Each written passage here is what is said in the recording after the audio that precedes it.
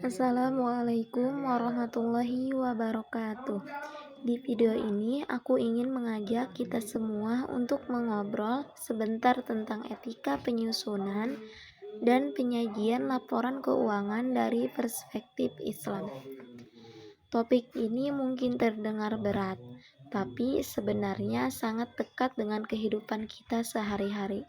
Apalagi yang berkaitan dengan uang, kepercayaan, dan tanggung jawab.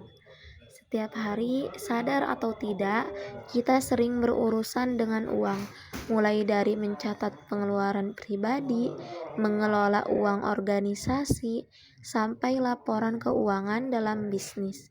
Nah, dalam Islam, semua itu tidak hanya dinilai secara teknis, tapi juga secara moral dan spiritual.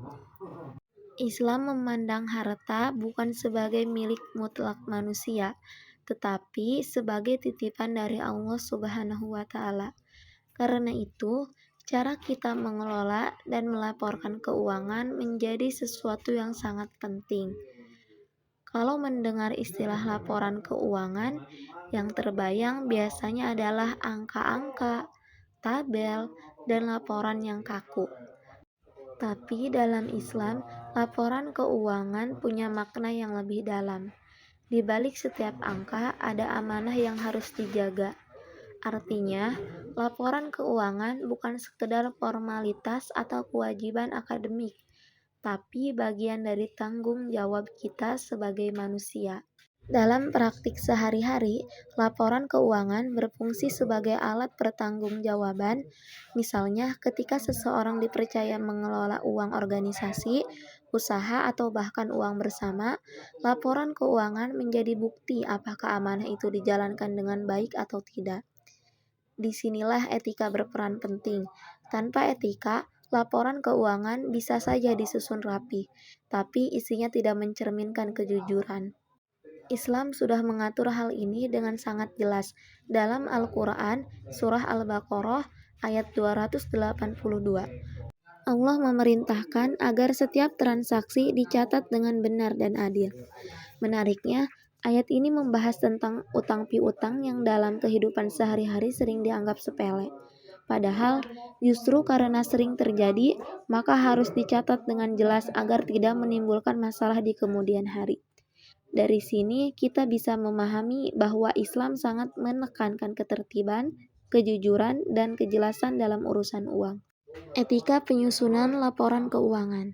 Kalau kita kaitkan dengan penyusunan laporan keuangan, etika yang paling utama adalah kejujuran. Data yang dicatat harus sesuai dengan kondisi sebenarnya.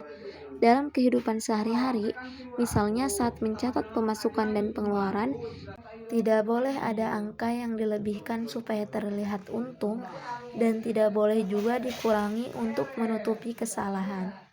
Karena setiap angka yang ditulis bukan hanya akan dibaca oleh manusia, tetapi juga akan dimintai pertanggungjawaban di hadapan Allah.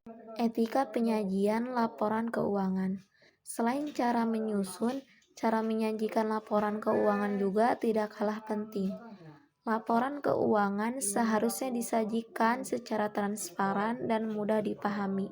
Dalam kehidupan nyata, ini berarti tidak menyembunyikan informasi penting, tidak membuat laporan yang membingungkan, dan tidak menyajikan data yang bisa menyesatkan pihak lain. Dengan penyajian yang adil dan terbuka, laporan keuangan bisa menjadi alat untuk membangun kepercayaan. Dari penjelasan tadi, bisa kita lihat bahwa etika dalam laporan keuangan bukan sekedar aturan teknis, melainkan cerminan nilai-nilai Islam dalam kehidupan ekonomi. Sebagai penutup, dapat disimpulkan bahwa etika penyusunan dan penyajian laporan keuangan dalam Islam menekankan nilai kejujuran, amanah, transparansi, dan keadilan. Ketika laporan keuangan disusun dan disajikan dengan etika yang baik, maka laporan tersebut tidak hanya bermanfaat secara profesional dan akademik, tetapi juga bernilai ibadah dan membawa keberkahan. Semoga pembahasan ini bisa menambah pemahaman kita tentang pentingnya etika dalam laporan keuangan. khususnya dari perspektif Islam. Terima kasih sudah menyimak. Wassalamualaikum warahmatullahi wabarakatuh.